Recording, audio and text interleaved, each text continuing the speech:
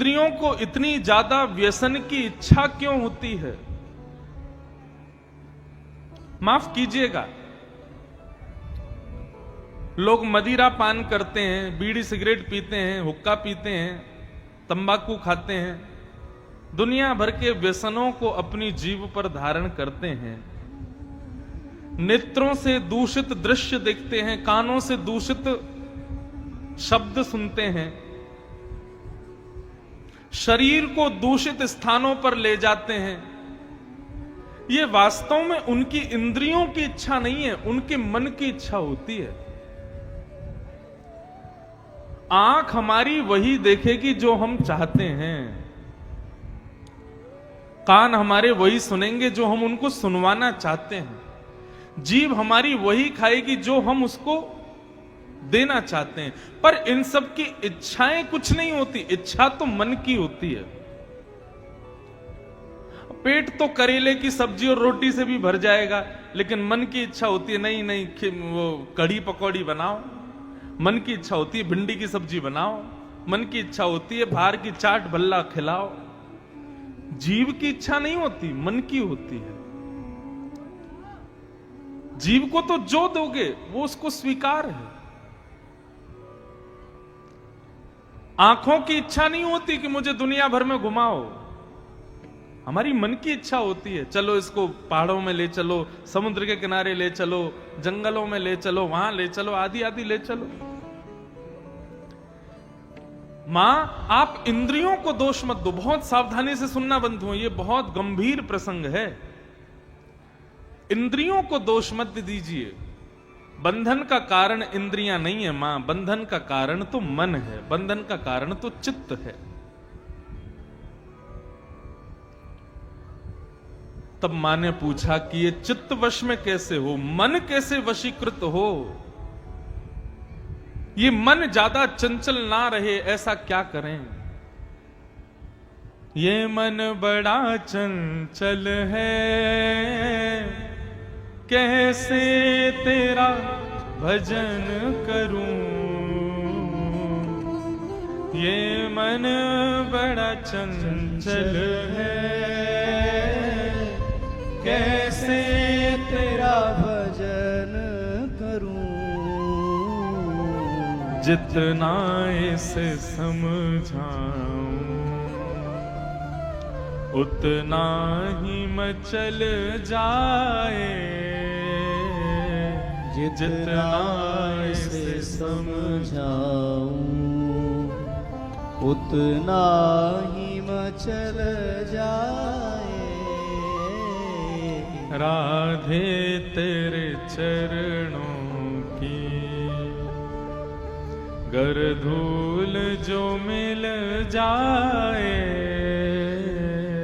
राधे तेरे चरणों की गर धूल जो मिल जाए। मन बड़ा चंचल है हमारा।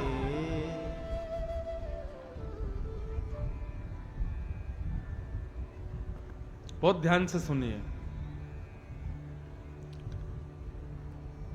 मन की चंचलता कैसी, आप लोग खुद अनुभव करके देखो। आंख बंद करके वृंदावन बिहारी लाल का स्मरण करो, चलो अभी करो।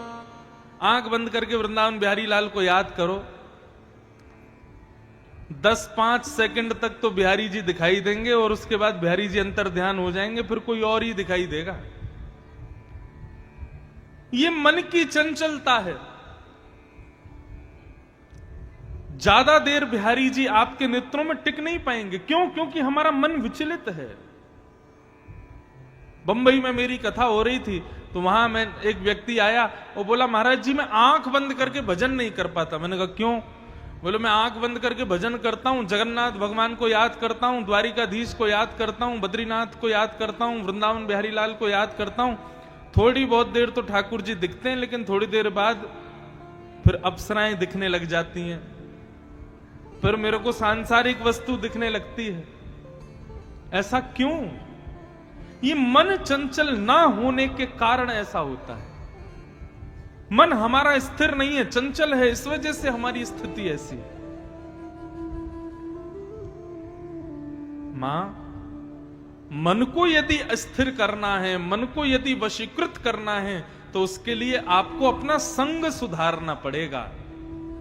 आप कैसे वातावरण में रहते हो, कैसे व्यक्ति के साथ में बैठते हो, कैसे व्यक्ति के साथ भोजन करते हो, इन सब चीजों का आपको ध्यान रखना पड़ेगा, तब आपका मन एकाग्र होगा। एक बात कहें, सत्संग का मतलब केवल किसी व्यक्ति को सुनना वही सत्संग नहीं होता। सत्संग के बहुत सारे रूप होते हैं। किसी को सुनना यह भी सत्संग है, किसी के संग रहना यह भी सत्संग है, क्या पढ़ रहे हैं वह भी सत्संग है, क्या खा रहे हैं वह भी सत्संग है, क्या पहन रहे हैं, क्या पी रहे हैं, ये सब सत्संग है।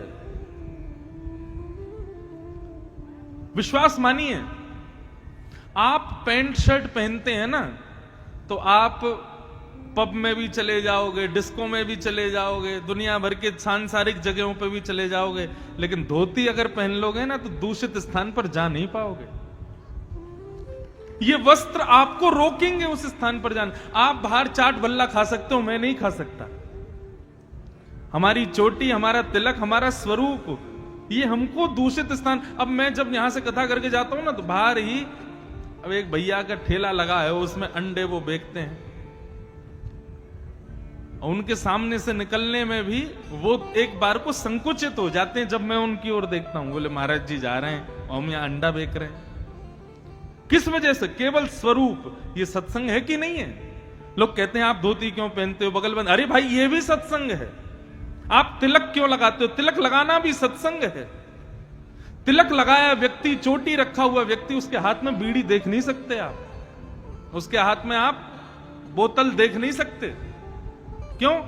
तिलक और चोटी के कारण वो बोतल छूने से पहले डरेगा। बोले भैया मैंने तिलक लगा रखा है, मेरी चोटी है, गले में कंठी माला है, धोती पहन रखी है, मैं कैसे इसका स्पर्श कर लूं? कैसे वस्त्र पहनते हैं उससे भी सत्संग दिखता है। हम भोजन कैसा करते हैं उससे भी सत्संग होता है। हम कैसे व्यक्ति के संग बैठते हैं, कैसे के संग घूमते हैं, वह भी सत्संग है। केवल यहां बैठ के किसी को सुनना यह सत्संग नहीं है। हमारा आचरण भी सत्संग दिखाता है।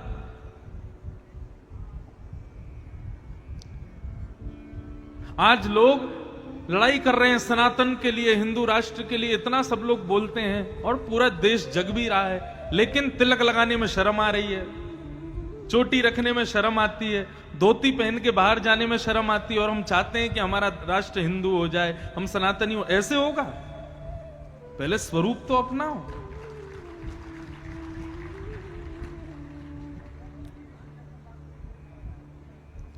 हम नहीं पहन सकते क्या पैंट? हम पहन सकते हैं। हम नहीं पहन सकते जीन्स? खूब पहन सकते हैं, लेकिन नहीं पहनते। क्यों? क्यों? ये स्वरूप है, ये सत्संग है।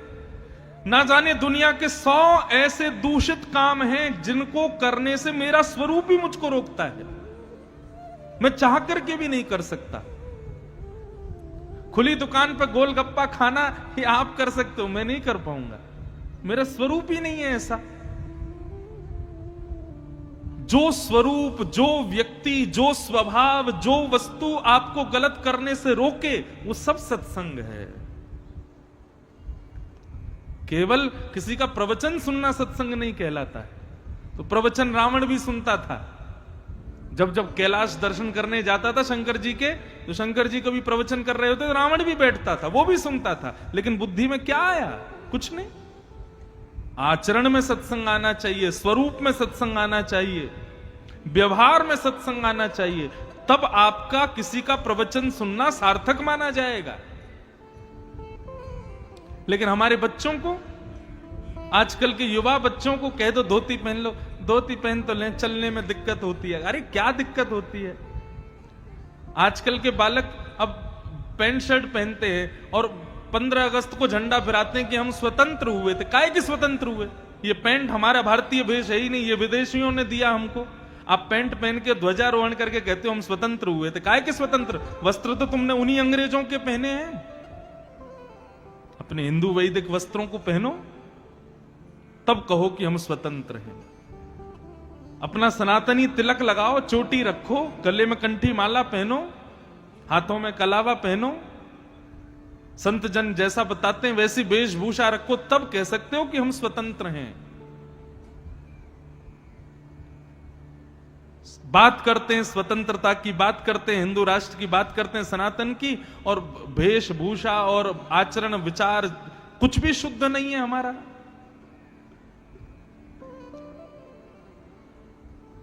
इसलिए भैया पहले अपने आचरण में, अपने स्वभाव में, अपनी वेशभूषा में, अपनी बोली चाली में, अपने भोजन में, इन सब में पहले सनातन को लाओ, तब धीरे धीरे सब सनातन हो जाएगा। केवल बोलने मात्र से नहीं होगा।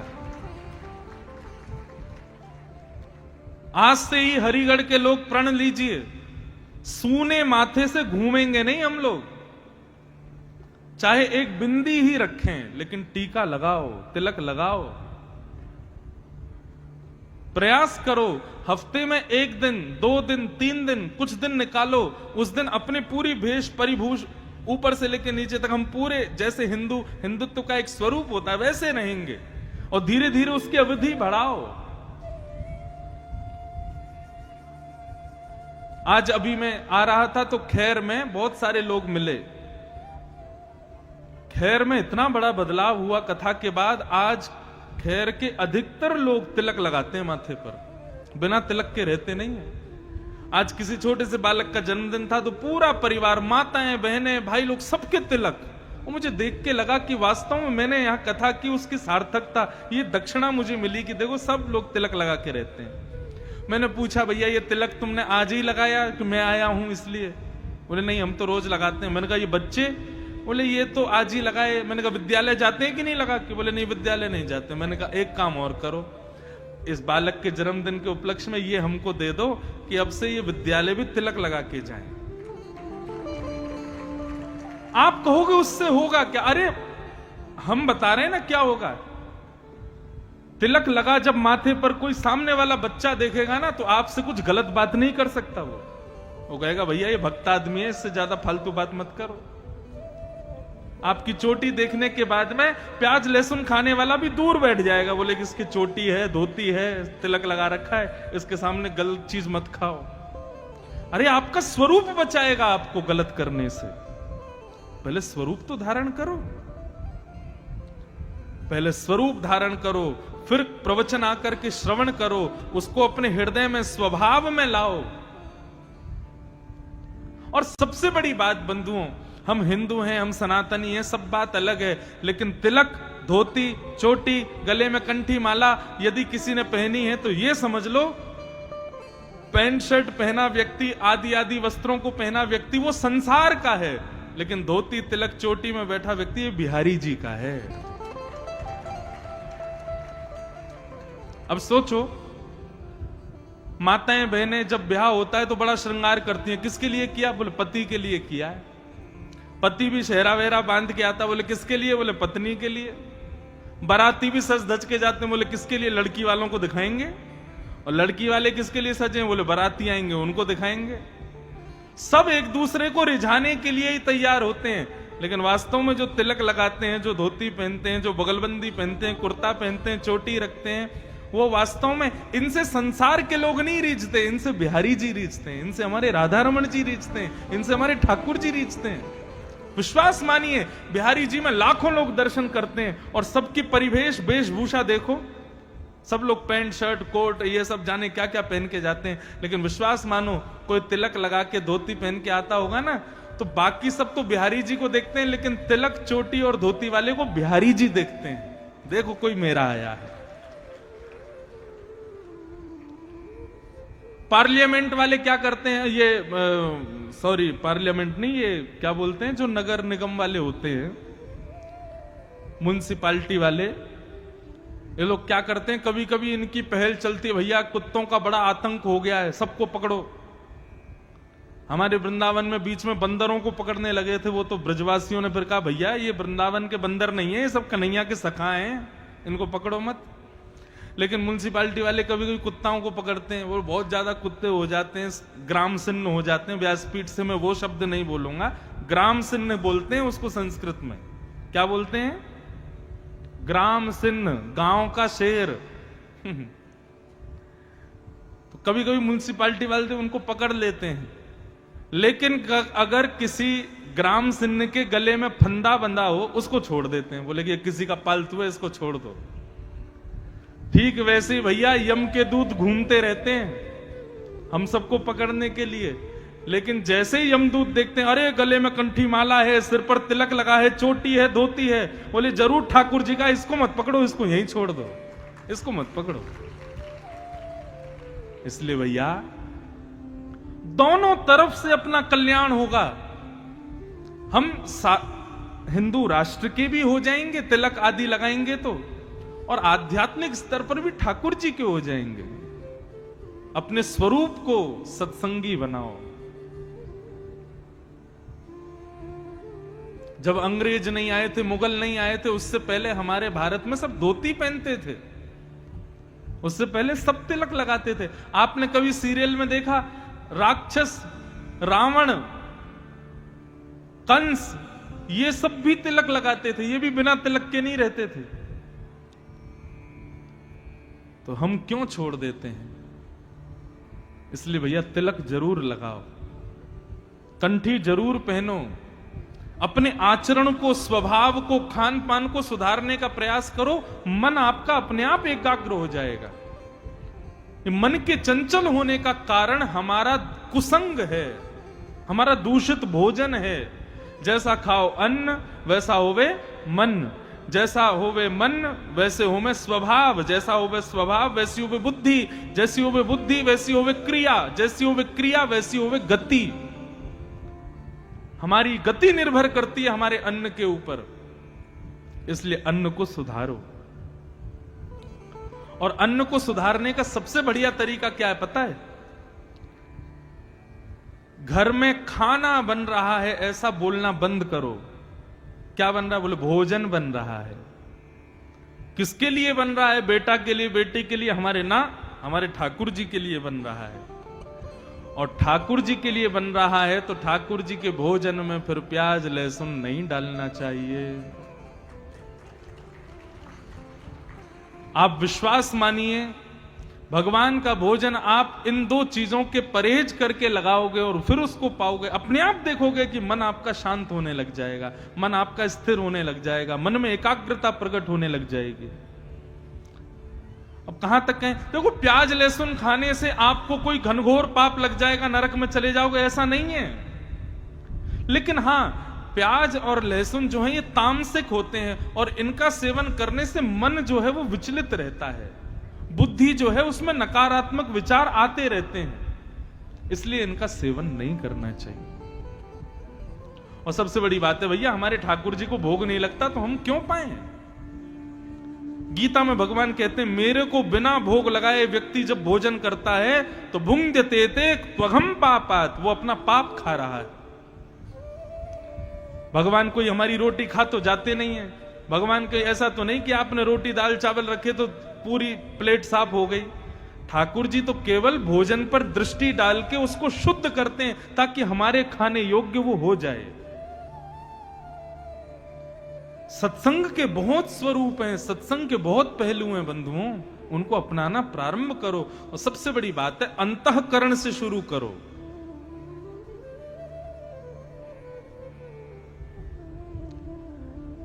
मां, इंद्रियों को दोष मत दो, मन को सुधारो। और ये मन कैसे सुधरेगा? तब भगवान बोले, मैं 5 लक्षण आपको बता रहा हूं, ये 5 लक्षण जिसमें दिखाई दे मां, उनका संग करना प्रारंभ कर दो। बंधुओं, बहुत ध्यान से सुनना। ये 5 लक्षण जिसमें हो उसका या तो संग करो, और यदि ये 5 लक्षण किसी में ना हो तो अपने अंदर लाने का प्रयास करो।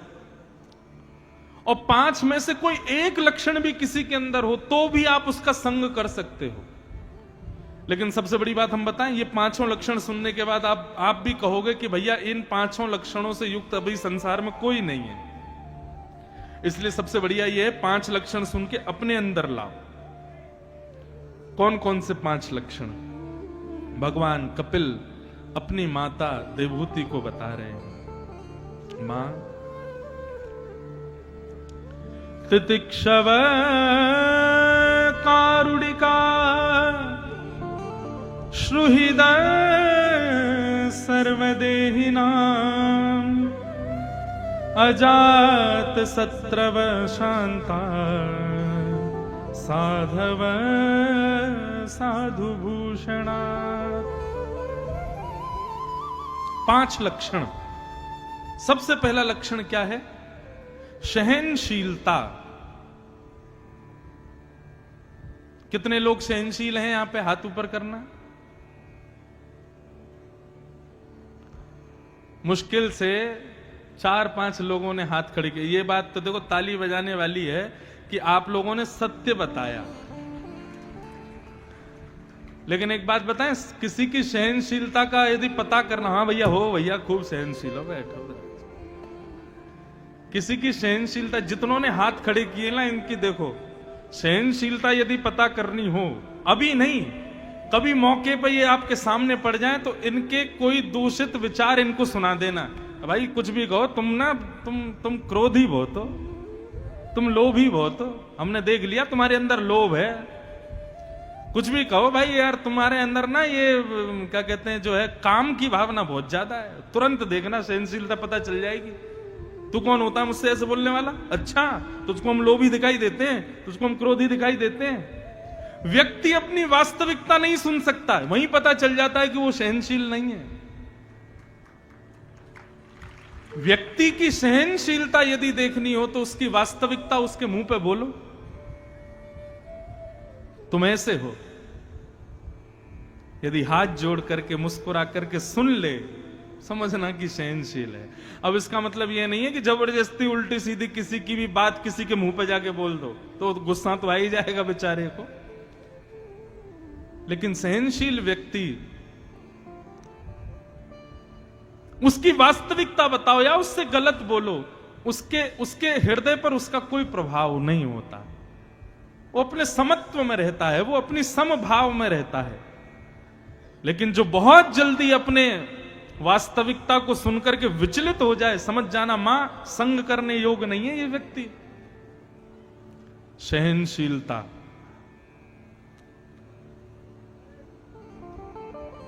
सहनशीलता। सबसे प्रिय संसार में क्या होता है? अपना सम्मान, अपना मान, अपनी प्रतिष्ठा।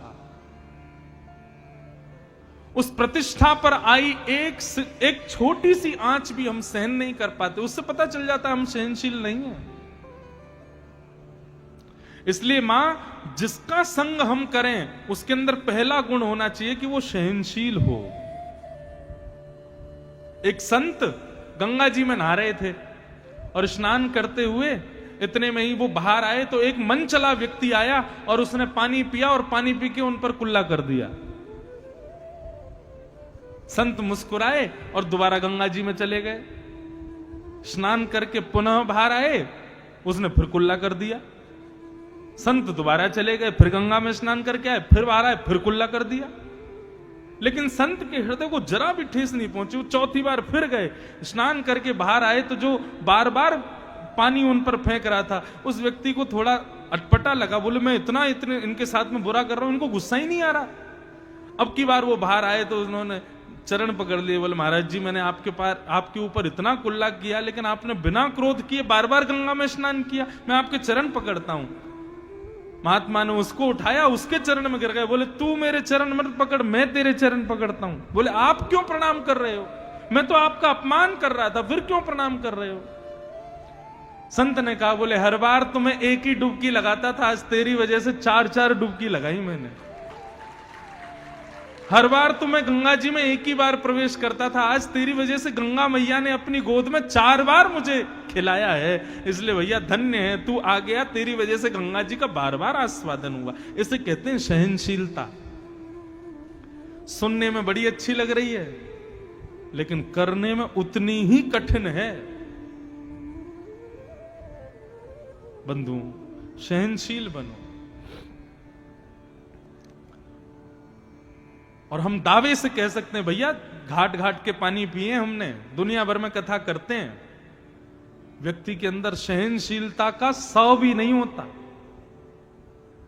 बिल्कुल सहनशील नहीं है आज का प्राणी। और हम औरों की क्या कहें, हमारे अंदर भी कहीं ना कहीं ये दुर्गुण होगा कि हम भी सहनशील नहीं है, लेकिन प्रयास करते हैं फिर भी बने। अब आपको क्या लगता है, हजारों लोग कथा सुनते हैं, सब प्रेमी करते हैं? कई लोगों के खत आते हैं, उसमें खूब बढ़िया बढ़िया प्रेमी बातें भी होती हैं। महाराज जी आप कथा ऐसी करते हो, आप तो यूं बोलते हो, आप तो ऐसे कर देते हो, आप तो बार बार अपने बालों पे हाथ फेरते हो। लोग बाग बुराई भी करते हैं तो सहन करना पड़ता है। जरूरी थोड़ी है हजारों लोग सब प्रेम करने वाले ही आते हैं कथा में, 2-4 लोग ऐसे भी आते हैं। लेकिन गोस्वामी तुलसीदास जी कहते हैं, निंदक नियरे राखिए, निंदकों को सदा पास रखो। जो आपकी निंदा करे, आपकी बुराई करे, आपके अवगुणों को तुरंत आपके मुंह पे बता दे, उसको संग रखा करो। क्यों? ऐसा व्यक्ति सदैव आपको प्रगतिशील बनाएगा। लेकिन जो बात बात पे आपकी हाजी हजूरी करें, बार बात पे आपकी प्रशंसा कर दिया करें, आपके मुंह पे ही आपके गुणगा दिया करें, ऐसे व्यक्ति आपको ऊपर उठने से रोक रहे हैं, यही समझिएगा। सहनशील पहला लक्षण, तितिक्षव। दूसरा लक्षण क्या है? तितिक्षव कारुणिका। दूसरा लक्षण है करुणा, मतलब दया। असहायों पे दया करो। मां, मन को यदि शांत करना है तो जिस व्यक्ति का हम संग करें या जो लक्षण हम अपने अंदर लाएं, उसमें दूसरा लक्षण होना चाहिए दया। सब पे दया करो। बंधुओं एक बात बताएं, दया का जन्म होता है क्षमा से। जो व्यक्ति क्षमाशील है वो व्यक्ति दयालु होगा। लेकिन जिसमें क्षमा का गुण नहीं है ना, वो कभी दयालु नहीं हो सकता। कोई बड़े से बड़ा अपराध कर दे आपके साथ, आप उसकी बुद्धि पर दया खाओ। कोई बहुत बड़ा दुष्कृत्य कर दे, आप तब भी उस पर दया करो। बोले हमें दया आ रही है इसकी बुद्धि के ऊपर, हमें दया आ रही है इसके ऊपर, बेचारा कितना संकीर्ण सोच का है। दया, क्षमा करो सबको। क्षमा से दया अपने आप आती है। आपको एक बात बताएं, कई लोग मेरे से प्रश्न करते हैं, महाराज जी आप कहते हैं क्षमा किया करो सबको, लेकिन कोई इतना बड़ा अपराध कर दे कि जिस पर क्षमा नहीं कर सकते, तब हमको क्या करना चाहिए? देखो, लोग कहते हैं कि अपराधी को दंड मिलना चाहिए, बिल्कुल मिलना चाहिए, लेकिन क्षमा, आपको क्या लगता है उससे दंड नहीं मिलता? वह भी एक दंड है। जब आप किसी अपराधी को क्षमा कर देते हैं तो आत्मग्लानि रूपी दंड लगता है उसको अंदर ही अंदर लगता है कि अरे बताओ मैंने इतना बुरा किया, इसने फिर भी क्षमा कर दिया। चलो ये तो थी एक बात, उसको आत्मग्लानि हुई। दूसरी बात, जब आप किसी को क्षमा कर देते हैं अपराध करने के बाद, तो ऐसा नहीं है कि वो व्यक्ति मुक्त हो गया। आपके बदले का जो भाव है वो प्रकृति लेगी उससे। लोग कहते हैं ना, अब भैया हम तो कुछ कहेंगे नहीं, ऊपर वाला सब देख रहा है, अपने आप होगा। यह बात सत्य है। जब आप किसी को क्षमा कर देते हैं तो प्रकृति आपका बदला लेती है उससे, कभी ना कभी तो उसको भोगना पड़ेगा। 4-5 विद्यार्थियों को नाव में बैठा करके गुरुजी नदी पार कर रहे थे, तो एक विद्यार्थी जो था उनमें से उसका मुंडन हुआ था। अब छोटे विद्यार्थी सब, 2-3 विद्यार्थी उसके बाल नहीं थे, तो कभी उसके सिर पर पानी फेंक दें, कभी उसके सिर पर तबला बजा दें, कभी उसके सिर पर हाथ फेर दें। अब वो बेचारा छोटा बालक सहन कर रहा था, उसने कुछ नहीं कहा। जैसे ही किनारे पर नाव पहुंची, गुरुजी सब देख रहे थे कि इसने अभी तक किसी से कुछ कहा नहीं है। जैसे ही किनारे पर नाव पहुंची तो उपद्रवी बालक जो थे वो तुरंत बिना नाव को टिके ही कूद गए नाव में से। आ गया कोना, कूद जाओ। किनारा समझ करके जैसे ही कूदे तो वहां तो दलदल था, इतने इतने दलदल में घुस गए। गुरुजी बचाओ, गुरुजी बचाओ, गुरुजी बचाओ। गुरुजी बोले तुमको पता है ये क्या हुआ? बोले क्या हुआ गुरुजी? बोले तुम उसको परेशान कर रहे थे, उसके बाल नहीं है, उसके सिर पर कभी हाथ मार रहे थे, कभी पानी फेंक रहे थे, वो बेचारा सहन कर रहा था, तुम लोगों को क्षमा कर रहा था। उसने क्षमा किया, लेकिन उसका बदला प्रकृति ने तुमसे लिया। इसलिए जब आप किसी को क्षमा कर देते हैं तो बिल्कुल निश्चिंत रहिए, क्योंकि प्रकृति आपका बदला उससे लेगी। लेकिन आप क्षमा ही करो। आप क्यों अपने आप को बिगाड़ो क्रोध करके? सब पर दया करो। तो सबसे पहला लक्षण सहनशीलता, दूसरा लक्षण दया, और तीसरा लक्षण तितिक्षवः कारुणिका श्रुहृदः। तीसरा लक्षण है सबका हित चाहो, सबका भला चाहो। केवल मैं खाऊं, मेरे बच्चे खाएं, मेरा परिवार खाए, मेरे सब लोग प्रसन्न रहें, बाकी सब लोग कहीं जाएं, मुझे कोई मतलब नहीं, ऐसा नहीं। सबके भले की इच्छा रखो, सबके कल्याण की इच्छा रखो। अब हमारी ये कथा हरिगढ़ में हो रही है, हरिदासपुर में हो रही है। इस कथा में कई लोग सहयोग कर रहे हैं। हमारे भरत पंडित जी बेचारे लगे हैं, पहले दिन से ही सबको कथा सुनने को मिल जाए, हरिगढ़ में बढ़िया यज्ञ हो जाए, लोगों को इसका लाभ मिले, कथा हो, संत महात्माओं का आगमन हो, सुंदर सब लोगों को ज्ञान प्राप्त हो, इसके लिए लगे हैं। तो इसका मतलब क्या है? ये एक सत्संगी व्यक्ति का लक्षण है। वे चाहते तो एकांत में वो सब संतों से मिलते ही हैं, और चाहते तो अकेला ही सुख लेते, नहीं, सबको मिले। हमारे यहाँ जितने हरिगढ़ हरिदासपुर के लोग हैं, सबको कथा में आने का अवसर मिले, सबको यज्ञ में आहुति डालने का अवसर मिले, सबको संतों के दर्शन मिले। ये एक सुहृद व्यक्ति का लक्षण है, जो केवल अपना भला चाहे, ऐसा नहीं, सबके कल्याण का विषय सोचे। तो 3 लक्षण हो गए, तितिक्षवः कारुणिका श्रुहृदः सर्वदेहिनाम, और चौथा लक्षण है अजात शत्रवः। अजात शत्रवः का मतलब होता है जिसका कोई शत्रु नहीं होता। मतलब लोग उससे भले ही शत्रुता मान लें, लेकिन वो अपने मन में किसी को अपना शत्रु ना माने, सबको अपना प्रेमी माने, अजात शत्रवः। और 5वां और अंतिम लक्षण है शांता, मौन रहता हो, शांत रहता हो। ये 5 लक्षण मैया आपको जिसके अंदर दिखाई दे, या इन 5 में से कोई एक लक्षण जिसमें दिखाई दे, उसका संग करना प्रारंभ कर दो। लेकिन मैंने देख लिया ये 5 लक्षण किसी में नहीं है संसार में। ना तो कोई सहनशील है, ना ही कोई दयावंत है, ना ही कोई सबका भला चाहने वाला है, ना ही कोई ऐसा है कि उसके हृदय में कोई शत्रुता किसी से ना हो, और ना ही भी कोई भी व्यक्ति शांत है, मौन कोई नहीं रहता। इसलिए क्या करें? ऐसा संग मिल जाए वो तो नामुमकिन है। इसलिए इन 5 में से या तो 5 लक्षण आपके अंदर आ जाएं, और 5 नहीं आ सकते तो कोई एक तो अपने भीतर लाओ। अच्छा, एक बात बताएं, यदि आप चाहते हैं कि ये 5 लक्षण आपके भीतर आ जाएं, तो नीचे से प्रारंभ करो। नीचे से मतलब सबसे अंतिम लक्षण जो है, सबसे पहले उसको भीतर लाओ। सबसे अंतिम लक्षण कौन सा? शांता, मौन। मौन रहना प्रारंभ कर दो, जितना हो सके कम बोलो। ज्यादा बोलने वाले व्यक्ति की जीव में 2 दुर्गुण आ जाते हैं। पहला, असत्य संभाषण, झूठ। दूसरा, बात की गंभीरता नष्ट हो जाती है, उसकी बात फिर उसको कोई सुनता नहीं है, कोई समझता नहीं है। लेकिन जो व्यक्ति मौन रहता है, कम बोलता है, उसकी व्यक्ति में 2 गुण आ जाते हैं। पहला तो सत्य, और दूसरा, वो यदि सामान्य सी भी बात कहेगा ना, तो उसकी बात को सब सुनेंगे और सब करेंगे।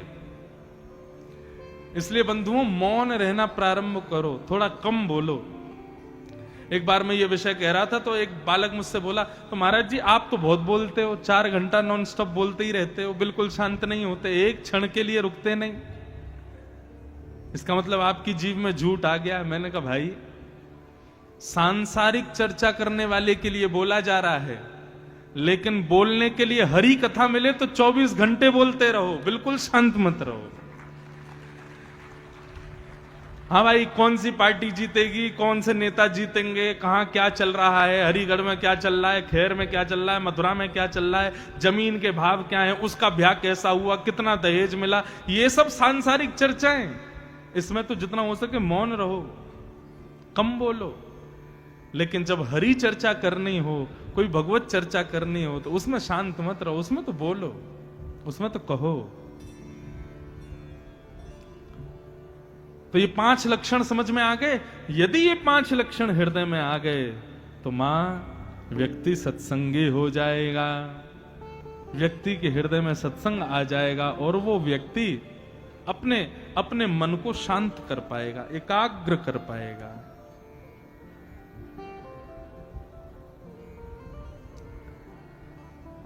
पंच लक्षण मानवों के भगवान ने बताए।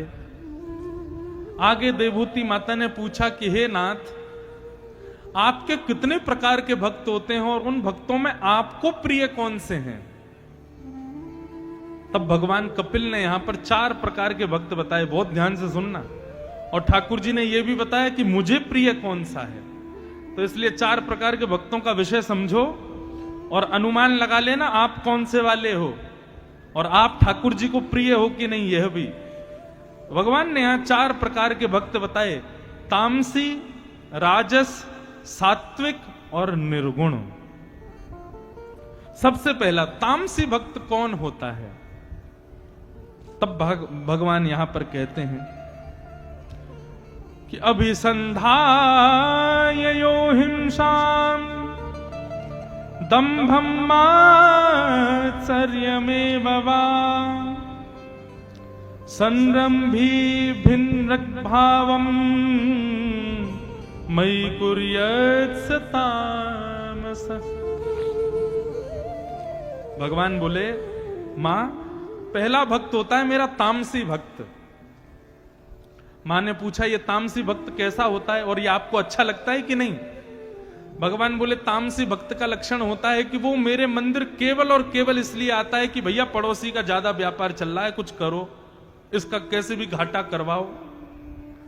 ये हमारे पड़ोस में रहने वाला आजकल बड़ा सीना चौड़ा के चल रहा है, हे नाथ कुछ कृपा करो, इसका टांग मांग टूटे इसकी।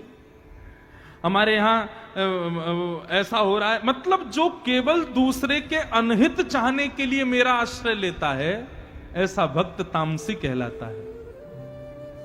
तामसी भक्त का दूसरा लक्षण क्या है?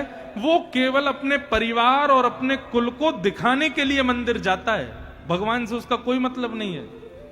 केवल घर में ये हो जाए कि हाँ भैया ये आध्यात्मिक है, भजन करता है, कथा सुनता है, मंदिर जाता है। केवल दूसरों को दिखाने के लिए जो मंदिर आता है कि हाँ देखो भैया मैं भी आध्यात्मिक हूं, ऐसा व्यक्ति तामसी भक्त कहलाता है। और मैया मुझे वो बिल्कुल पसंद नहीं है। समझ में आई बात? ऐसे भक्त को क्या कहते हैं? तामसी भक्त। जो दूसरे की हिंसा की भावना से और केवल दूसरों को दिखाने के लिए, दंभ करने के लिए मेरे पास आता है। कई लोग मंदिर इसलिए भी जाते हैं, जैसे कि कई लोग, बोलना तो नहीं चाहिए, लेकिन कई लोग मंदिर में इसलिए जाते हैं ताकि भजन पूजन इतना दिखा दें कि सामने वाले व्यक्ति को लगे अरे भैया ये कोई बहुत बड़े भजनानंदी हैं, बहुत बड़े तपस्वी हैं, इनकी शरण लो, चरणों में प्रणाम करो।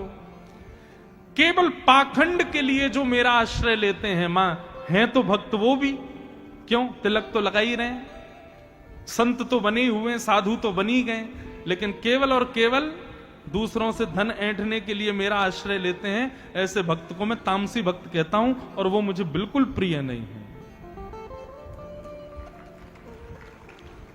तो यह है तामसी भक्त।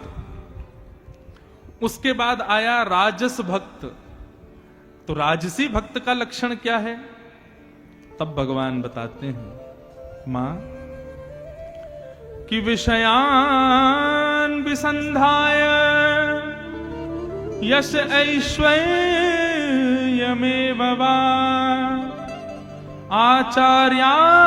आचार्यावाचरेद्यो मां पृथक भाव सराजसः। मां जो मेरे व्रत नियम अनुष्ठान परिक्रमा केवल और केवल अपनी किसी मनोकामना की पूर्ति के लिए करता है, समझ में आ रही है बात? सोमवार का व्रत रखा करो, क्यों? बोले सुंदर पति मिलेगा। मंगलवार के व्रत किया करो, क्यों? बुद्धि बढ़ेगी, हनुमान जी बढ़ाएंगे। गोवर्धन की परिक्रमा करो, वृंदावन की परिक्रमा लगाओ, उससे क्या होगा? बोले पुण्य मिलेगा। बोले पुण्य की कामना से, अपनी मनवांछित इच्छाओं की पूर्ति की कामना से जो केवल मेरा आश्रय लेते हैं अपनी किसी इच्छा की पूर्ति के लिए, ऐसे भक्त को मैं राजस भक्त कहता हूं और वो भी मुझे प्रिय नहीं है। इसलिए भैया ये जितने व्रत नियम अनुष्ठान यदि आप अपनी किसी मनोकामना की पूर्ति के लिए कर रहे हो तो याद रखिए आप राजसी भक्त हो। राजसी भक्त भी ठाकुर जी को प्रिय नहीं। अच्छा चलो आप कहोगे महाराज जी क्यों प्रिय नहीं है? हम पैसा तो खर्च कर रहे हैं अनुष्ठान में, हम मेहनत तो कर रहे हैं परिक्रमा लगा के। अरे मतलब आप खुद विचार करो, कोई व्यक्ति रोज आपके घर आवे और वो सबसे कहे मैं इनसे बहुत प्रेम करता हूं, ये मुझे बहुत अच्छे लगते हैं, आपको लगेगा अरे वाह भैया बहुत बढ़िया आदमी है, मुझसे बहुत प्रेम करता है। लेकिन जैसे ही आप उससे मिलते हो तो वो क्या कहता है? मेरे घर में शाम को भोजन करने के लिए अन्न नहीं है, कुछ दे दीजिए। आपने एक बार दे दिया, 2 दिन बाद फिर आ गया, बोले मेरे बेटे का एडमिशन करा दीजिए, आपने एडमिशन करा दिया। 4 दिन बाद फिर आ गया, बोले मेरी बेटी का ब्याह नहीं हो रहा है, आप करवा दीजिए, आपने करवा दिया। 10 दिन बाद फिर आ गया, बोले कि अब हमारी कोई व्यवस्था कर दीजिए, घर नहीं है, हमारा घर बनवा दीजिए, हमें जमीन दिलवा दीजिए। 24 घंटे केवल आपके पास में मांगने मांगने मांगने ही आता रहे तो क्या होगा? आप अपने द्वारपाल से, घर के लोगों से कह दो कि अभी आए ना तो इससे कह देना को है ही नहीं घर पे, चले गए कहीं। ऐसे ही भगवान के सामने जो केवल अपनी मनोकामनाओं के लिए जाता है, मेरे संग ऐसा कर दो, हे हनुमान जी मेरी पर ये कृपा कर दो, हे हनुमान जी ऐसा कर दो, हे खैरेश्वर महादेव ऐसा कर दो, तो खैरेश्वर महादेव और हनुमान जी नहीं है वहां पे, वहां केवल उनकी मूर्ति बैठी है, वो चले ही जाते हैं, वो जब देखो मांगता ही रहता है। मां जो केवल अपनी विषयों की पूर्ति के लिए, यश ऐश्वर्य मान प्रतिष्ठा बढ़े, धन बढ़े, लक्ष्मी घर में खूब आवे, केवल इन सब कार्यों के लिए मेरी आराधना करता है, ऐसा भक्त राजसी भक्त है और वो भी मुझे अच्छा नहीं लगता। अब मां तीसरे भक्त के बारे में सुनो। ये तीसरा भक्त कौन है? बोले इसका नाम है सात्विक भक्त। और इसके क्या लक्षण होते हैं? कर्म निर्हार मुद्दिश्य परस्मिन् वा तदर्पणम् यज्ञे दष्टावमिति वा पृथग भाव स सात्विकः। बोले सात्विक भक्त कौन है? बोले सात्विक भक्त कुछ भी करेगा और करने के बाद में हाथ जोड़ करके कहेगा ठाकुर जी सब आपकी कृपा। अपने कर्म पर अपना वश ना मान करके जो केवल मेरा ही भाव समझता हो। बहुत सावधानी से सुनो। अपनी किसी भी क्रिया के पीछे अपना बल ना समझ करके मेरी कृपा को समझता हो, कुछ भी विशिष्ट करने के बाद में सबका पुण्य मेरे चरणों में अर्पित कर देता हो। हे मैंने गंगा में स्नान किया, स्नान करने के बाद में जल लिया, हे गंगा मैया इसका जो भी पुण्य है वो मैं सब भगवान को अर्पित करता हूं। मैंने ब्राह्मणों को भोजन कराया, संतों को भोजन कराया, दक्षिणा प्रदान की, इसका जो भी पुण्य है मैं सब भगवान को अर्पित करता हूं। मैंने कथा कराई ना, मैंने नहीं कराई, सब ठाकुर जी ने कराया। भैया आपने ये बहुत बढ़िया काम किया, नहीं नहीं मैंने नहीं किया, सब ठाकुर जी ने किया।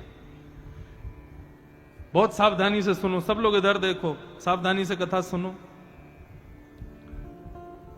अपनी प्रत्येक स्थिति को मेरी कृपा मान करके रहता हो और अपने द्वारा की गई समस्त क्रियाओं को मेरे चरणों में अर्पित कर देता हो, ऐसा भक्त सात्विक भक्त कहलाता है।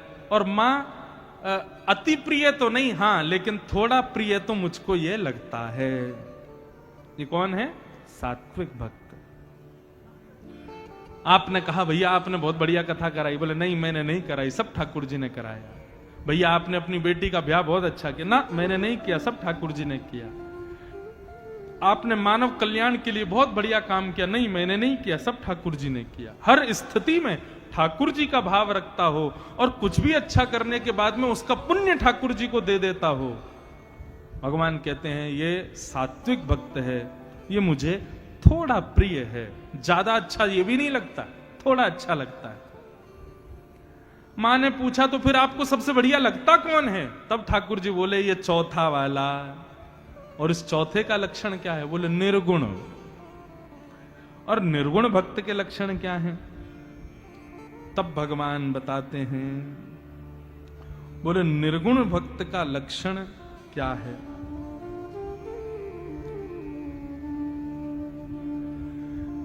मद गुण श्रुति मात्रेण मयि सर्व गुहाशय मनोगतिर्विच्छिन्ना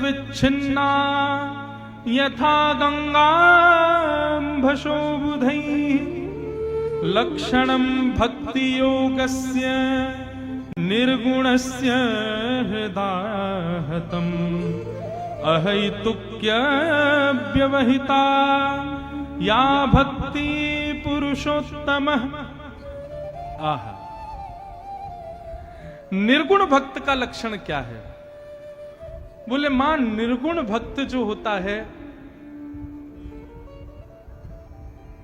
संसार के लोग बिहारी जी के सामने जाकर के कहते हैं कि बिहारी जी आप मेरे हो, लेकिन निर्गुण भक्त भुजा उठा करके कहता है नाथ मैं जैसा हूं आपका हूं। ये निर्गुण भक्त है। अच्छा हूं, बुरा हूं, गोरा हूं, काला हूं, छोटा हूं, बड़ा हूं, धनवान हूं, निर्धन हूं, कामी हूं, क्रोधी हूं, लोभी हूं, द्वेषी हूं, ईर्ष्यालु हूं, जैसा भी हूं नाथ मैं आपका हूं, मेरी रक्षा आप करो। जो दोनों भुजाएं उठा करके सर्व कुछ मेरे ऊपर समर्पित कर देता है, वो निर्गुण भक्त है। महाभारत का युद्ध जब निश्चित हुआ तो अर्जुन और दुर्योधन दोनों भगवान के पास गए। दुर्योधन ने जाकर के कहा नाथ महाभारत का युद्ध होने वाला है, बताइए आप किस पक्ष में रहोगे, कौरवों के पक्ष में कि पांडवों के पक्ष में? भगवान बोले भैया हम एक को नहीं चुन सकते, आप दोनों ही मेरे भैया हो, हम पक्षपाती नहीं है, एक तरफ नहीं जाएंगे, इसका कोई निदान करना पड़ेगा। दुर्योधन बोला तो क्या करोगे? बोले अच्छा एक करते हैं, एक तरफ अकेला मैं रहूंगा और एक तरफ मेरी द्वारिका की पूरी सेना, लेकिन मेरा यह नियम रहेगा कि मैं महाभारत युद्ध में शस्त्र नहीं उठाऊंगा और मेरी सेना सशस्त्र रहेगी। तुरंत दुर्योधन ने कहा, बोले तो फिर तो अकेले आपको लेने से कोई फायदा ही नहीं है, आप एक काम करो पूरी सेना मुझको दे दो। अरे अकेले आप जाओगे और उसमें भी शस्त्र नहीं उठाओगे, वहां सुबह शाम आरती थोड़ी करेंगे हम आपकी। सुख संपत्ति घर आवे कष्ट मिटे तन का, ओम जय जगदीश हरे। सुबह एक आरती, शाम को एक आरती करोगे, आप कुछ है नहीं, खड़े रहोगे केवल, आपको ले जाने से फायदा ही नहीं है, आपकी सेना मुझको दे दो। भगवान बोले ले जाओ। लेकिन कोने में अर्जुन बैठा था चुपचाप। भगवान बोले फंस गए अब तो तुम, वैसे ही तुम कमजोर हो, तुम्हारी सेना भी कमजोर है, ऊपर से अब मैं तुम्हारे पास रहूंगा और मैंने प्रतिज्ञा और ले ली कि मैं शस्त्र नहीं उठाऊंगा। एक आदमी की भीड़ भरी, वो भी बिना किसी काम के। अर्जुन अब तो तुम फंस गए। अर्जुन ने जो उत्तर दिया ना, इसको कहते हैं निर्गुण भक्त। अर्जुन सामने आकर के बैठ गया, चरण पकड़ करके ठाकुर जी से कहता है आपसे ये किसने कहा कि मैं आपसे कुछ मांगने आया था? भगवान बोले दुर्योधन इसी भाव ने। बोले दुर्योधन की बात छोड़िए, क्या मैंने आपसे कुछ मांगा? भगवान बोले नहीं, मांगा तो कुछ नहीं। और आपसे यह भी किसने कह दिया कि मैं आपको मांगने आया था? मुझे आप भी नहीं चाहिए। हे नाथ, ना तो मुझे आपसे कुछ चाहिए और ना मुझे आप चाहिए। भगवान बोले तो फिर क्यों आया? अर्जुन ने सिर झुका करके कहा, बोले मैं खुद को देने आया हूं कि महाभारत युद्ध होने वाला है, नाथ मुझे स्वीकार करो। मैं आपको मांगने नहीं आया, मैं तो अपनी बाह आपके हाथ में पकड़वाने आया हूं। आप पकड़ करके अब मुझे निर्देश करो, मैं क्या करूं? ठाकुर जी ने उठा करके अर्जुन को हृदय से लगा लिया, मानो उसी समय तिलक कर दिया। बोले जीत गया तू, अब नहीं हारेगा। यदि तू मुझे मांगने आता ना तो जिम्मेवारी तेरी बनती कि ठाकुर जी कहां सोएंगे, कहां खाएंगे, क्या करेंगे। लेकिन अब तू खुद को देने आया है मुझे, तो अब तेरी जिम्मेवारी मेरे हाथ में है। अर्जुन जैसा कहूंगा करेगा। बोले करिष्ये वचनम तव, आप जो कहोगे मैं करूंगा। जीत गया अर्जुन, जीत गया महाभारत को।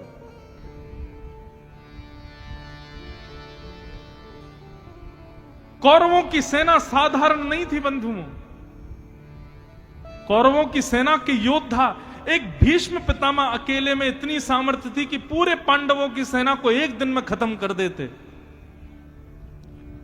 लेकिन केवल और केवल अर्जुन का ये समर्पण, अर्जुन का ये निर्गुण भाव, उसने दोनों भुजा खड़े कर दिए ठाकुर जी के आगे। आप जैसे चाहो अब आप करो नाथ, मेरे बस का नहीं है। ठाकुर जी ने पकड़ दिया, बोले चलो मैं करूंगा। और जीत गया अर्जुन, आज साक्षी बना अर्जुन। हम सब लोग अर्जुन को प्रणाम करते हैं केवल उसकी निर्गुणता पर। इसको कहते हैं निर्गुण।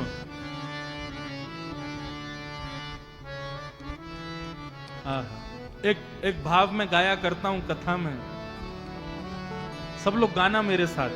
हम भी निर्गुण भक्त बने ठाकुर जी के, अर्जुन की तरह। हम अकेले नहीं हैं। वास्तव में अकेला कौन है?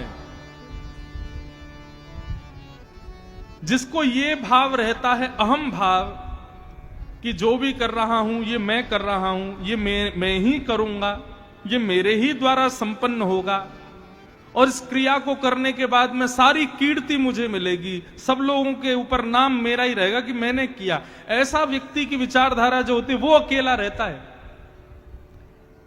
लेकिन जो सदा ये भाव रहे, नहीं ठाकुर जी सदा मेरे साथ हैं, मैं जो कर रहा हूं ये ठाकुर जी के लिए कर रहा हूं, और इसके बाद भी मेरा यश ना हो, ठाकुर जी का ही यश हो, ऐसी भावना रखने वाला व्यक्ति कभी अकेला नहीं है। ठाकुर जी सदा उसकी सहायता करते हैं। हनुमान जी से इस गुण को सीखो। हनुमान जी बड़े से बड़े कार्य करते हैं लेकिन कभी भी अपना यश नहीं करते। सब राम कृपा, श्री रघुनाथ की कृपा, श्री राघव की कृपा, मेरे ठाकुर जी की कृपा, सब में केवल राम आश्रय को ही प्रधान मानते हैं। यही एक भक्त का लक्षण होना चाहिए। तो 4 प्रकार के तामसी, राजस, सात्विक और निर्गुण भक्त, उनमें सबसे प्रिय हैं निर्गुण भक्त। बाकी के 3 आप लोग खुद विचार कर लो कौन से हो। तामसी हो तो राजसी बनने का प्रयास करो, राजसी हो तो सात्विक बनने का प्रयास करो, और यदि सात्विक बन चुके हो तो अब निर्गुण बनने का प्रयास करो। 4 बातों का ध्यान रखना।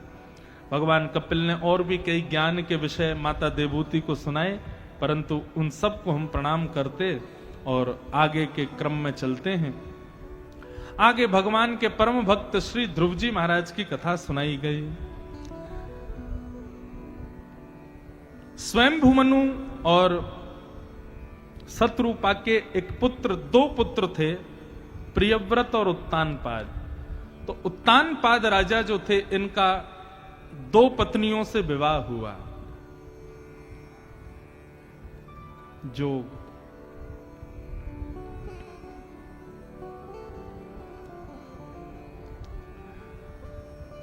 उत्तानपाद राजा के 2 ब्याह हुए। बहुत सावधानी से सुनिए सब लोग, इधर देखो। आज ठाकुर जी का मंगल जन्मोत्सव होगा, उससे पहले ये तैयार कर रहे हैं हम अपने आप को।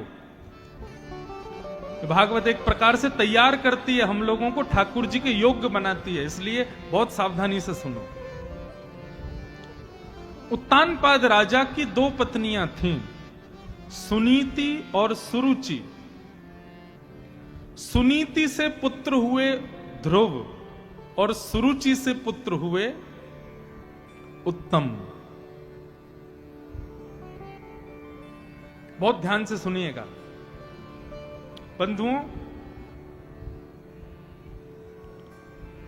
हम सब लोग उत्तानपाद राजा की तरह हैं, क्योंकि हम सबके भी 2-2 ब्याह हुए हैं।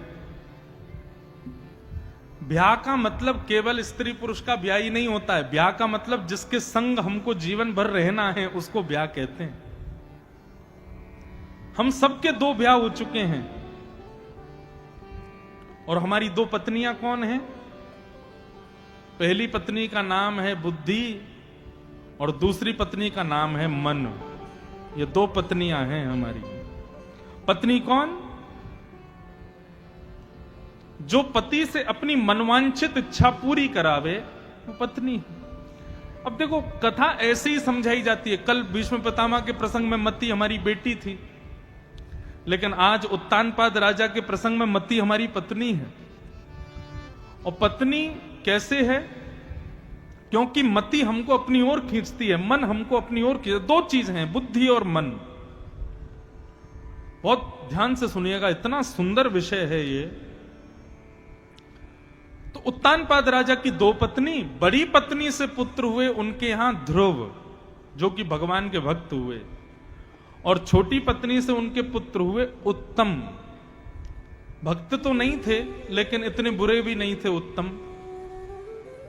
तो हम सबकी भी 2 पत्नियां हैं, मति, बुद्धि और मन। क्योंकि ये दोनों हमको अपनी ओर खींचती हैं।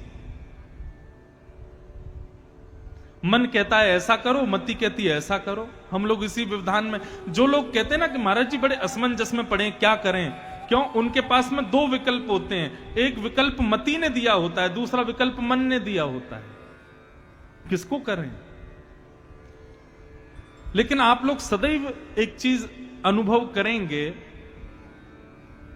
मति और मन के विकल्पों में अंतर क्या है। बुद्धि जो आपको विकल्प देगी वो ऐसा विकल्प देगी जिसमें आपको थोड़ा परिश्रम करना पड़ेगा, थोड़ी आपको मेहनत करनी पड़ेगी।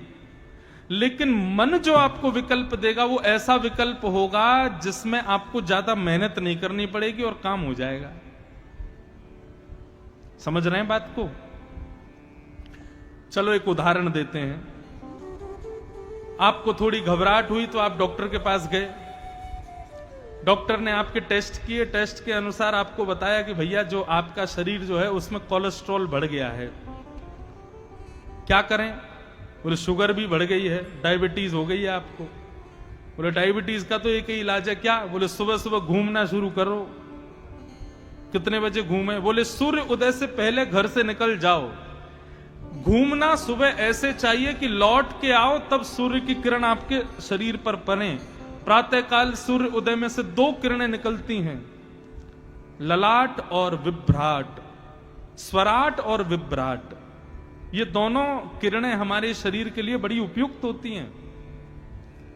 तो डॉक्टर ने आपसे कहा कि भैया सवेरे 4:30-5 बजे उठ के जाओ और कम से कम 4 किलोमीटर घूमो, भ्रमण करोगे तो आपका शरीर स्वस्थ हो जाएगा।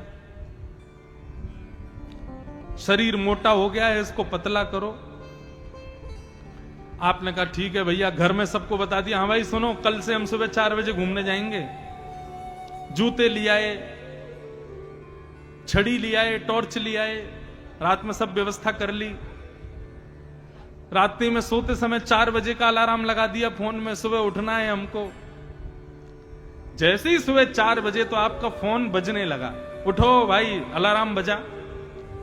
अब जैसे ही अलार्म 4 बजे बजता है उस समय आप देखेंगे कि आपकी दोनों पत्नियां आपको क्या आज्ञा करती हैं। उस समय आपकी बुद्धि क्या कहेगी?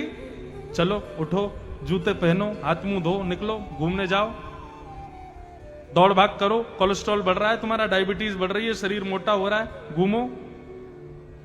लेकिन उस समय आपका मन क्या कहेगा? आज और सो जाते हैं, कल से चलेंगे, आज और सो जाओ, आज और थोड़ा सा आराम कर लो, देखो क्या बढ़िया एसी चल रहा है, हैं? बिस्तर बिल्कुल अनुकूल हो गया है। अभी तो नींद आई थी 2 घंटे पहले, अरे उठ के क्या करें, कल से कर लेंगे, कल कौन सा कहीं जा रहा है, आज सो जाओ, कल से चलेंगे। तुरंत आप क्या करते हो? फोन का अलार्म बंद किया, सो गए, कल पर टाल दिया। ऐसे ही बच्चों के साथ में होता है। अब विद्यालय जाना है, स्कूल जाना है, लेकिन सुबह सुबह बच्चों का मन क्या होता है, बोल क्या करें, स्कूल जाना नहीं है, काम हमने किया नहीं है, टीचर हमको मारेंगे, आज टेस्ट होगा वो पूछेंगे। बुद्धि तो कहती है भाई स्कूल जाओ, पिताजी तुम्हारे पैसे खर्च कर रहे हैं, पढ़ोगे लिखोगे तो कुछ बनोगे जीवन में। लेकिन मन क्या कहता है, अरे स्कूल तो 300 दिन जाना है साल भर में, आज छुट्टी कर लेंगे तो क्या होगा। मति जो है, बुद्धि जो है, वो आपको कर्मठ बनाती है, लेकिन आपका मन जो है ना वो आपको आलसी बनाता है। और एक बात और कहूं, बहुत ध्यान से सावधानी से यदि सुनो तो, मति आपको वो करने को कहती है जो आपके लिए जरूरी है, लेकिन मन आपको वो करने के लिए कहता है जो आपको चाहिए। आपके लिए जो जरूरी है और आपको जो चाहिए, दोनों में अंतर होता है। आपके लिए जरूरी दूध है, लेकिन आपको चाहिए क्या, ठंडाई। दोनों में अंतर है ना। आपके लिए जरूरी क्या है, आपके लिए जरूरी है कथा, लेकिन आप चाहते क्या हो, पिक्चर देखना। आपके लिए जरूरी क्या है, संतों के पास जाओ, सत्संग में जाओ, लेकिन आप करते क्या हो, सिनेमा में जा रहे हैं, गायकों को सुनने जा रहे हैं, नाचने वालों को देखने जा रहे हैं। मति और मन, इन दोनों में यही अंतर है। मति आपको वो देती है जो आपके लिए जरूरी है, और मन आपको वो देता है जो आपको चाहिए। हमें इसी में डिसीजन लेना है कि हमें क्या करना चाहिए। हम वो करें जो हमारे लिए जरूरी है, या हम वो करें जो हमें चाहिए। अब रात्रि 10 बज जाते हैं, 11 बज जाते हैं, उस समय आपकी मति कहती है अब सो जाओ, सुबह 6 बजे उठना है, लेकिन आपका मन क्या कहता है, 1 घंटा और फोन चला लो, थोड़ा सा देखें ना क्या चल रहा है क्या नहीं चल रहा है। ये दो हमारी पत्नियां हैं, ये दोनों हमको विचलित करती हैं। लेकिन बंधुओं, आप कहेंगे तो क्या करें, मन की मानना बंद कर दें ना। मन की मानना बंद मत करो, इतना सत्संग करो, इतना वैष्णवों का संग करो कि मति और मन दो अलग आज्ञा ना दें, दोनों एक ही आज्ञा दें। ये करना है। अभी स्थिति क्या है, मति और मन दोनों अलग हैं, ये दोनों एक हो जाएं, इसी के लिए तो कथा में बैठे हम लोग। हमारी बुद्धि जो कहे वही हमारा मन कहे। कथा में विश्वास मानिएगा, व्यक्ति पहली बार मन से नहीं आता, बुद्धि से आता है। बुद्धि कहती है चलो सुने तो सही, थोड़ा अपना अध्यात्म समझें तो सही, हमारा सनातन धर्म क्या है, ये व्यास जी बोलते क्या है, इतना बड़ा पंडाल लगा, इतने पैसा खर्च हुए, सुनो तो सही। लेकिन जब पहले दिन मति को अच्छा लगने लगता है तो दूसरे दिन मन भी कहता है चलो कथा में। तीसरे दिन तो ऐसी स्थिति हो जाती है कि आदमी कहे कि अरे भाई 3 बजे एक बढ़िया पिक्चर देखने चलते हैं, तो आप कहोगे नहीं अभी 7 दिन नहीं, अभी तो मुझे कथा सुननी। मतलब मति और मन दोनों एक ही राग गाने लग जाएं, ऐसी स्थिति हमको करनी है। मति और मन दोनों अलग रहेंगे तो ये वैसा ही हो जाएगा कि 2 घोड़े पर पैर रख करके आप सवारी कर रहे हो, गिरोगे नीचे। आध्यात्म, कथा, ये तीर्थ यात्रा, वैष्णवों का संग, संतों का दर्शन, ये इसीलिए है ताकि हमारी मति बुद्धि दोनों एक हो जाएं, दोनों अलग अलग ना रहें।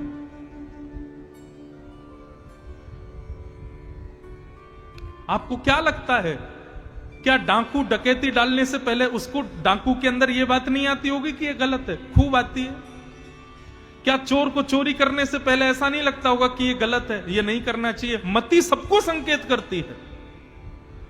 दुर्व्यवहार, दुर्व्यचार करने वाले व्यक्ति को क्या कभी मति उसको संकेत नहीं करती कि यह गलत है? खूब करती है, लेकिन हम उसकी नहीं मानते, उसको निकाल देते हैं। फिर आगे से करने में हमको भय भी नहीं लगता। क्यों? मति सोचती है मेरी माननी नहीं तो मैं इसको कहूं क्यों। और ऐसा ही कुछ हुआ राजा उत्तानपाद के साथ। उत्तानपाद राजा ने छोटी पत्नी के प्रति ज्यादा आकर्षण होने की वजह से बड़ी पत्नी का त्याग कर दिया।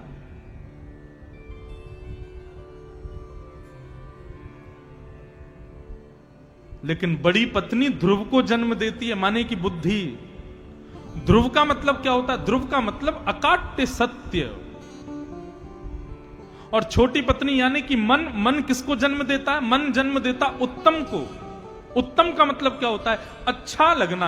अब यहां इतने सारे लोग बैठे हैं, किसी को सफेद वस्त्र हो सकता है अच्छे ना लगते हो, लेकिन मुझे लगते हैं। किसी को हो सकता है भिंडी की सब्जी अच्छी ना लगती हो, मुझे नहीं लगती अच्छी, आप में से कईयों को अच्छी लगती होगी। आप में से कई लोग ऐसे हैं जिनको कढ़ी अच्छी नहीं लगती होगी, छाछ मठा अच्छा नहीं लगता होगा, हमको बहुत बढ़िया लगता है। यहां बैठे कितने लोग ऐसे होंगे जो चाय जिनको नहीं भाती होगी, दूध नहीं पीते होंगे, बिल्कुल दूध की बनी सामग्री लस्सी वस्सी तो बिल्कुल ही नहीं छूते होंगे। लेकिन कई लोग ऐसे हैं कि उनको दूध दिख जाए, भोजन नहीं मिले चलेगा, कई लोगों को इतना प्रिय लगता है। तो उत्तम सबके लिए अलग अलग होता है, लेकिन ध्रुव सबके लिए एक होता है। जल और दूध, इन दोनों में अंतर क्या है? जल उत्तम नहीं है, जल ध्रुव है, उसको सबकी जरूरत है, सबको उसकी जरूरत है। लेकिन दूध, दूध जिसको उत्तम लगता है उसी को जरूरत है, सबको जरूरत नहीं है। बुद्धि के मार्ग पर चलोगे तो ध्रुव मिलेगा जो सबको प्रिय है, मन के मार्ग पर चलोगे तो उत्तम मिलेगा जो किसी किसी को अच्छा लगता है बस।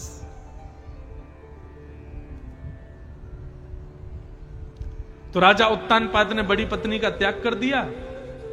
बड़ी पत्नी के ध्रुव बेटा हुए।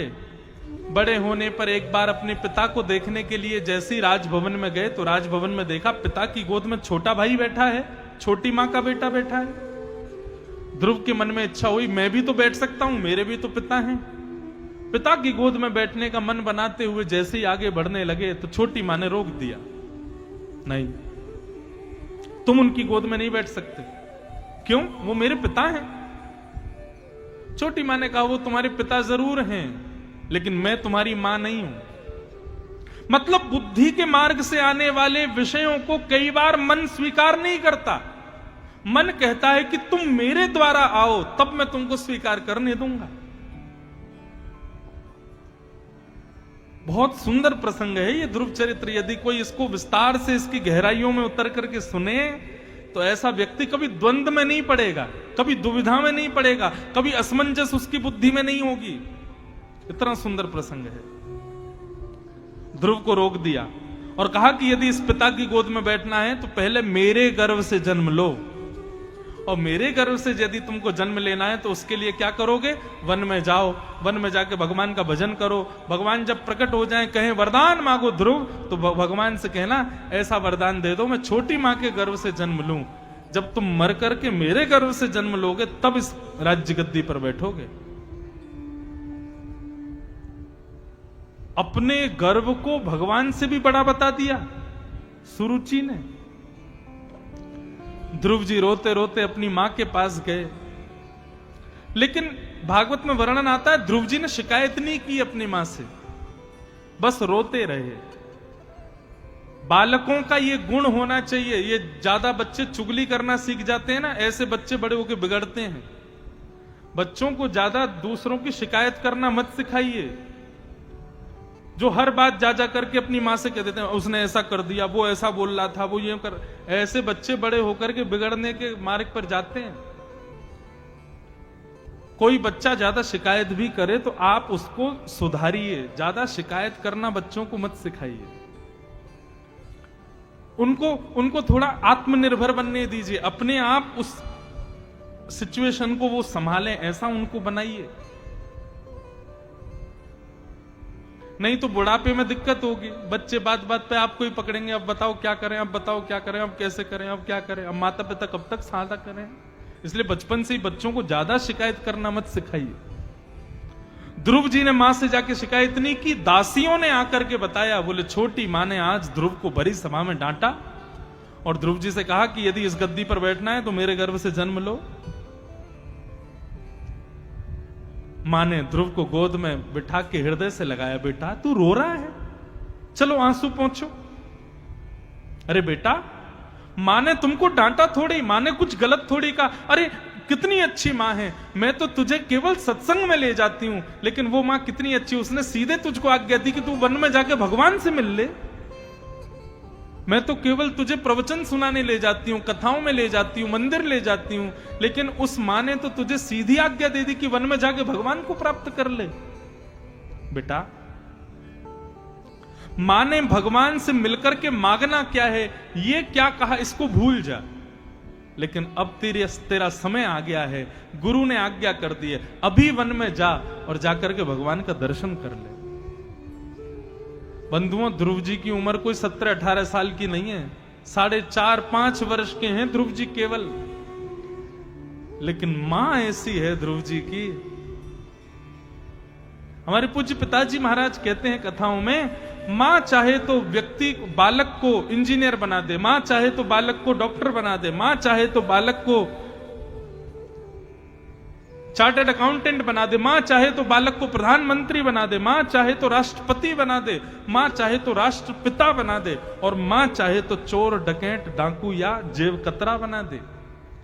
मां के हाथ में है बालक। और एक बात कहें, मां की परवरिश तब से शुरू नहीं होती जब से बालक जन्म लेता है। बालक जब से गर्भ में आता है तब से मां की विचारधारा, मां की सोच, मां के नियम, मां का कर्म, उस सबका प्रभाव उस बालक पर पड़ता है। इसलिए भागवत में तो आज्ञा की है, जब तक बालक गर्भ में रहे एक मां को ऐसे रहना चाहिए जैसे कोई तपस्वी रहता हो। उस समय की उसकी विचारधारा, उस समय का उसका खान पान, रहन सहन, उस सबका प्रभाव बालक पर पड़ता है। सत्यम शौचम दया दानम एक भुक्तुम तु भोजनम वर्षा वधिस्त्रिया कार्यम तेन पुत्रोति निर्मल। भागवत की वाणी है। भागवत में लिखा कि बालक जैसे गर्भ में आ जाए मां को 5 काम करने चाहिए। पहला, मजाक में भी झूठ ना बोले, सत्यम। दूसरा, शौचम, अत्यंत पवित्रता से रहे। दया, अपने शत्रु पर भी दया करे। चौथा, दानम, रोज जब तक बालक गर्भ में है तब तक कुछ ना कुछ दान करे। वस्त्र का दान, अन्न का दान, पैसों का दान, कुछ भी दान करे, रोज दान करे। और अंतिम, एक भुक्तुम तु भोजनम। अब ये थोड़ा कठिन है लेकिन कर लो तो बहुत बड़ी बात। एक ही बार भोजन करे दिन में, बाकी के समय केवल फलहार लेवे, पौष्टिक आहार लेवे, फल लेवे, खूब बढ़िया खावे, जूस पिए, लेकिन भोजन, अन्न का सेवन एक ही बार करे। यदि 9 महीने तक मां ने इन 5 नियमों का पालन कर लिया तो भागवत जी कहती हैं उसका पुत्र या पुत्री साधारण नहीं होगा। वो देश का काया पलट करने वाला बालक होगा। वो विश्व में एक धर्म पताका फहराने वाला बालक होगा। वो ऐसा बालक होगा कि वो संसार उसको पूजेगा। वो ऐसा बालक होगा कि वो कुछ समय के लिए आएगा लेकिन पूरे विश्व को ऐसा बना जाएगा कि सब देखते रह जाएंगे। जो मां इन 5 नियमों का पालन गर्भ के बालक के समय करे। लेकिन आजकल माताएं क्या कहती हैं, 9 महीना गर्भ में तो पड़ी रहे, क्या करें, बालक है गर्भ में, अभी कुछ कर नहीं सकते, खा नहीं सकते, पी नहीं सकते, किसी से बोल नहीं सकते। ठीक है, ग्रामीण क्षेत्र में तो माताएं फिर भी बहुत काम करती हैं, हमारे शहरों में तो बस पूछो ही मत। देखो, ये तपस्या आप ही जानती हो कि इसमें कितना श्रम है, कितना कष्ट है। हम बिल्कुल मानते हैं कि ये तपस्या है एक मां की, लेकिन वास्तव में उसको तपस्या मान करके यदि 9 महीने मां अपने आप को सहन कर ले बस, और इस प्रकार का जीवन जी ले, तो जीवन भर उस बालक की परवरिश करने की कोई जरूरत नहीं है। 9 महीने में आपने जैसा आचरण किया बालक वैसा ही बनेगा। जन्म लेने के बाद कुछ करने की आवश्यकता नहीं है, बालक सुधरा ही हुआ होगा, बस इनका पालन करे। ध्रुव जी को मां ने वन में भेजा। वन में छोटे से ध्रुव जी महाराज चले गए। नारद जी मिले। नारद जी ने ध्रुव जी से पूछा, कहां जा रहे हो बेटा? ध्रुव जी बोले, हम भगवान से मिलने वन में जा रहे हैं। नारद जी बोले, इतनी छोटी सी उम्र में वन में जा रहे हो? वन में भगवान नहीं रहते, भगवान वन में शेर रहता है, भालू रहता है, तुम्हारे जैसे छोटे छोटे बालकों को खा जाता है। चलो जाओ, घर लौट के जाओ, अपने मां के पास रहो। ध्रुव जी ने कहा, हम चले जाएंगे, लेकिन पहले आप बताइए आप कौन हो? नारद जी ने कहा हम देवर्षि नारद हैं, भगवान के हरिदास भक्त हैं। ध्रुव जी महाराज हंसने लगे, बोले क्षमा कीजिए आप नारद नहीं हो सकते। क्यों? बोले मैं अपनी मां के साथ कथा में जाता था, मैं अपनी मां के साथ सत्संग करने जाता था, तो वहां व्यास जी बताते थे नारदो देव दर्शन, नारद जी जिसको मिलते हैं उसका हाथ पकड़ के भगवान से मिला देते हैं। आप कैसे नारद जी हो? मुझसे कह रहे हो घर चले जाओ? अरे अगर आप नारद होते तो मेरा हाथ पकड़ करके भगवान से मुझे मिला देते। आप नारद नहीं हो सकते। नारद जी ने जैसे ही ये बात सुनी, नारद जी तो समझ गए, बोले अरे भैया कच्चा भक्त नहीं है, ये तो पूर्ण पक्का भक्त है, सत्संग आदि सब किया है इसने। तो नन्हे से ध्रुव को अपने पास बुला के हृदय से लगाया और नारद जी बोले बेटा भगवान तुमको निश्चित मिलेंगे, लेकिन ठाकुर जी को पुकारने का एक सबसे उत्तम उपाय मैं तुमको सिखा दूं। इस मंत्र को याद कर लो, इस मंत्र से भगवान जल्दी रीझेंगे और तुमसे मिल जाएंगे। और ये मंत्र प्रदान किया, ओम नमो भगवते वासुदेवाय, नमो भगवते तुभ्यं वासुदेवाय धीमहि प्रद्युम्नाय अनिरुद्धाय नमः शंकर्षणाय च। इस श्लोक में से उत्पन्न हुआ 12 अक्षर मंत्र ओम नमो भगवते वासुदेवाय। हमारी इस बात को मान लीजिए, व्यासपीठ पर पूर्ण विश्वास करके आपको कुछ करने की आवश्यकता नहीं है, केवल ओम नमो भगवते वासुदेवाय इस मंत्र का जितना हो सके निरंतर अपने मस्तिष्क में, अपनी जिह्वा पर निरंतर जाप करते रहो, करते रहो, करते रहो। चलते फिरते, उठते बैठते, खाते पीते, सोते, हर स्थिति में इस मंत्र का उच्चारण करो। इस मंत्र में इतनी सामर्थ्य है कि एक दिन देवादिदेव महादेव के भी महादेव साक्षात श्रीमन नारायण शंख चक्र गदा पद्म धारण करके आपको दर्शन निश्चित देंगे। इस मंत्र में इतनी सामर्थ्य है। जब भी कोई आपत्ति आए, विपत्ति आए, कष्ट आए, दारिद्र आए, दुख आए जीवन में, बस इस मंत्र का जाप करना प्रारंभ कर देना, ओम नमो भगवते वासुदेवाय। ओम और बोलना नहीं है, मन ही मन में करो, अंदर ही अंदर। भक्ति को ज्यादा प्रकट मत करो, जितना हो सके छुपाओ, भक्ति उतनी बढ़िया होगी। जो लोग ज्यादा भक्ति का प्रचार कर देते हैं ना, विश्वास मानिए उनकी भक्ति नष्ट हो जाती है। लेकिन जो भक्ति को छुपा करके रखते हैं, मैंने कल भी कहा था, रत्न को छुपाओगे तो रत्न सुरक्षित रहेगा। रत्न का प्रचार कर दोगे, हरिगढ़ में जाके कह दोगे हाँ भैया मेरे कमरा में ऊपर वाली मंजिल पे कोने वाले कमरा में अंदर अलमारी है, अलमारी के अंदर तिजोरी है, वहां पे एक हीरा रखा है, प्रचार कर दोगे तो एक दिन चोर चोरी कर ही जाएगा। ऐसे ही बंधुओं, भक्ति को चुराने वाले भी कई सारे चोर हैं। काम, क्रोध, लोभ, मोह, ईर्षा, द्वेष, अभिनिवेश, अहंता, ममता, ये सब चोर हमारे आसपास घूमते ही रहते हैं। और जब हम इनको बता देते हैं कि हम भक्त हैं, हम भक्ति करते हैं, तो एक दिन ये आक्रमण करके उस भक्ति को ही नष्ट कर देते हैं। इसलिए भक्ति को जितना हो सके गुप्त रखो, उसको ज्यादा प्रचारित मत करो।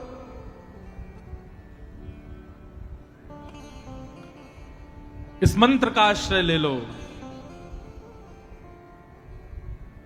सब लोग गाओ, ओम नमो भगवते वासुदेवाय, ओम नमो भगवते वासुदेवाय, ओम नमो भगवते वासुदेवाय, ओम नमो भगवते वासुदेवाय। ऐसे नहीं गाना है, मन ही मन में घर में जाके गाना है। यहां तो ऊंचे स्वर में गाओ सब लोग।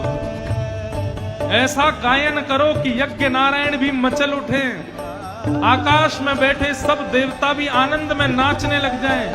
ऐसे स्वर में गायन करो, सब लोग गाओ, ओम नमो भगवते वासुदेवाय, ओम नमो भगवते वासुदेवाय, वासुदेवाय प्यारो वासुदेवाय, वासुदेवाय प्यारो वासुदेवाय, वासुदेवाय प्यारो कृष्ण चंद्राय वासुदेवाय प्यारो कृष्ण चंद्राय हे वासुदेवाय प्यारो कृष्ण चंद्राय वासुदेवाय प्यारो कृष्ण चंद्राय वासुदेवाय प्यारो कृष्ण चंद्राय